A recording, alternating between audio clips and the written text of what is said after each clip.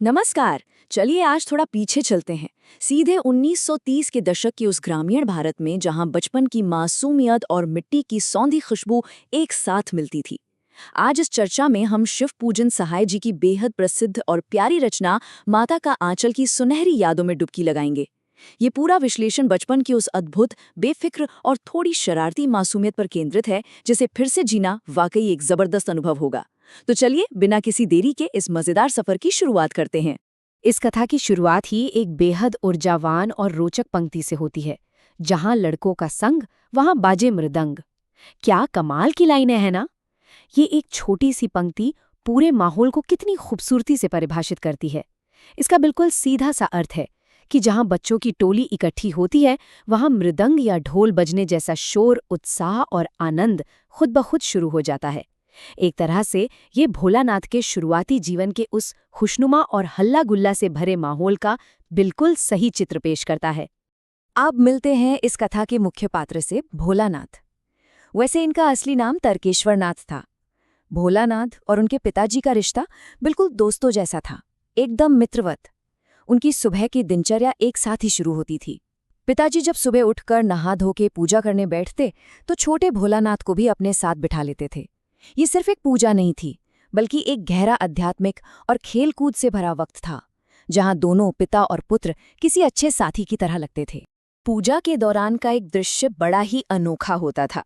पिताजी उन्हें त्रिपुंड लगाते थे। अब ये त्रिपुंड क्या है? ये एक विशेष प्रकार का तिलक होता है, जिसमें माथे पर राख या भभूत से 3 आधी या अर्धचंद्राकार रेखाएं बनाई जाती हैं। तो जब पिताजी भोलानाथ के चौड़े माथे पर थोड़ा हंसकर और कभी थोड़ा डांटकर ये भभूत का त्रिपुंड लगा देते और उनकी लंबी लंबी जटाओं को देखते, तो छोटा सा तारकेश्वरनाथ बिल्कुल एक नन्हा बम भोला बन जाता था। बस यही कारण था कि उनके पिताजी ने उन्हें प्यार से भोलानाथ बुलाना शुरू कर दिया। और पूजा के बाद क्या होता था, वो दिनचर्या तो और भी मजेदार थी। पिताजी अपनी रामनामा बही पर 500 बार राम नाम लिखते थे। उसके बाद उन छोटे छोटे कागज के टुकड़ों को आटे की गोलियों में लपेट देते। पर सबसे दिलचस्प बात तो ये थी कि इन आटे की गोलियों को वो गंगा नदी में मछलियों को खिलाने ले जाते थे। इस पूरे सफर में भोलानाथ बड़े गर्व से पिताजी के कंधे पर बैठे रहते और मछलियों को खाना खिलाते वक्त खिलखिलाकर हंसते थे। सोचकर ही लगता है ना कि ये बाप बेटे के प्यार का कितना खूबसूरत नजारा रहा होगा। नदी से लौटते समय इस दोस्ती का एक नया और नटखट रूप देखने को मिलता। पिताजी एकदम ढंग से कुश्ती लड़ते थे और जानबूझकर हार जाते थे, ताकि बच्चे का उत्साह बढ़ जाए। भोलानाथ झट से उनकी छाती पर बैठ जाते और उनकी लंबी मूछें उखड़ने लगते थे। इसके बाद पिताजी उनके नरम गालों पर अपनी खुरदुरी मूछें गड़ा देते, जिससे भोलानाथ थोड़ा झल्ला जाते थे। फिर एक बनावटी रोना और उसके बाद जोर से हंसना। ये छोटी छोटी बातें दिखाती हैं कि इनका रिश्ता कितना सहज और प्यारा था। लेकिन खाना खिलाने के तरीकों पर ध्यान दें तो माता और पिता की परवरिश में एक बड़ा ही मजेदार अंतर दिखता है। एक तरफ पिताजी बच्चे को फूल की कटोरी में गोरस भात यानी दूध और चावल सांग कर छोटे छोटे कौर खिलाते हैं, बिल्कुल प्यार से, एक मित्र की तरह। वहीं दूसरी ओर जब माता देखती हैं कि बच्चे ने ठीक से नहीं खाया है तो उनकी एंट्री होती है। माँ का सीधा सा मानना था कि बच्चे को बड़े बड़े कौर खिलाने चाहिए, और इसके लिए उन्होंने उड़ते हुए पक्षियों का बड़ा ही चतुर तरीका अपनाया था। यही माता के उस गहरे, ममतामयी और थोड़े से रक्षात्मक रूप की झलक मिलती है। उनका साफ कहना था कि मर्द नहीं जानते कि बच्चों को कैसे खिलाया जाता है। वे थाली में दही भात मिलाती और हरेक कौर को तोता, मैना, कबूतर, हंस और मोर का नाम दे डालती।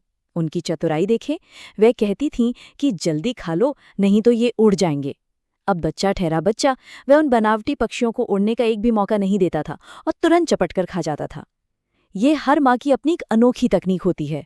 खाना तो हो गया, पर अब आती थी ऐसी चीज जो शायद ही किसी बच्चे को पसंद हो। कड़वे तेल यानी तीखे सरसों के तेल की मालिश। भोलानाथ लाख छटपटाते, रोते चिल्लाते और उन्हें बचाने के लिए पिताजी भी दौड़े आते।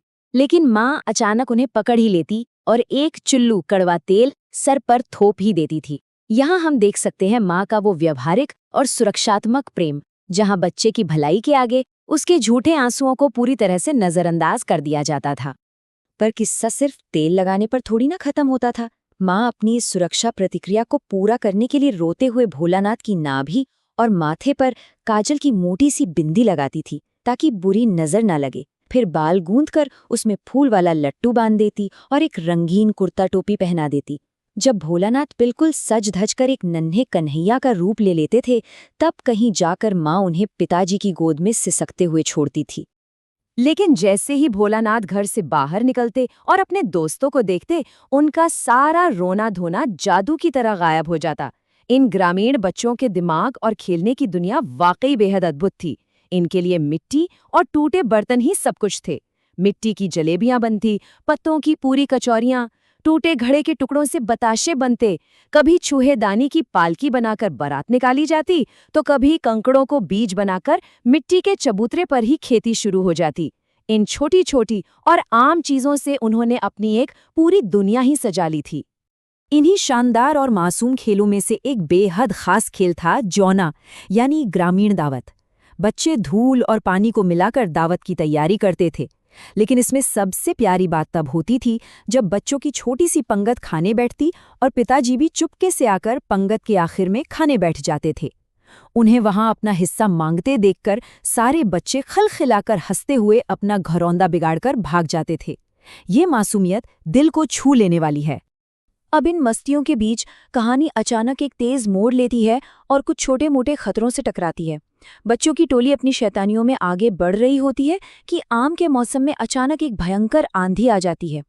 काले घंघोर बादल, बिजली और तेज हवा के बीच सब बच्चे पेड़ों की जड़ों से ऐसे चिपक जाते हैं जैसे कुत्ते के कान में अथाई चिपक जाती है। और भला मुसीबत क्या कम थी, जैसे ही तेज बारिश रुकती है, बगीचे में बहुत सारे बिच्छू निकल आते हैं। उन्हें देखकर तो बच्चे डर के मारे दुम दबाकर भाग खड़े होते हैं। वैसे बारिश के उस डर के बीच भी बच्चों का भोलापन उनकी एक तुकबंदी में पूरी तरह झलकता था। वो जोर जोर से चिल्लाते थे, 1 पैसा की लाई बाजार में छिटराए, बरखा उधरे बिलाए।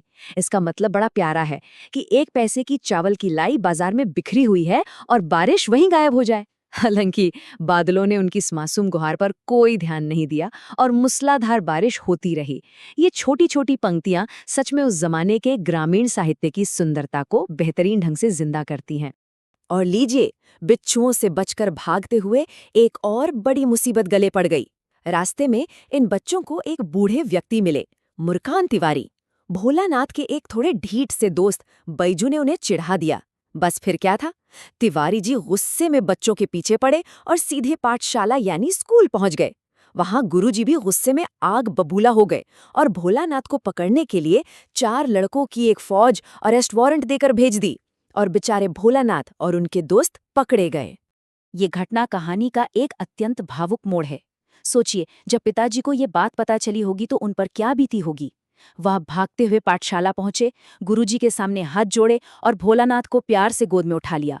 भोलानाथ इतना रो रहे थे कि उन्होंने पिताजी के कंधे को आंसुओं से पूरा भिगो दिया था। पर यहाँ दोस्तों का जादू देखिए। जैसे ही रास्ते में भोलानाथ ने अपने उन्हीं मित्रों को दोबारा गाते और नाचते देखा, उनका रोना अचानक से बंद हो गया। वह पिताजी की गोद से उतरे और तुरंत दोस्तों की उस टोली में जा मिले।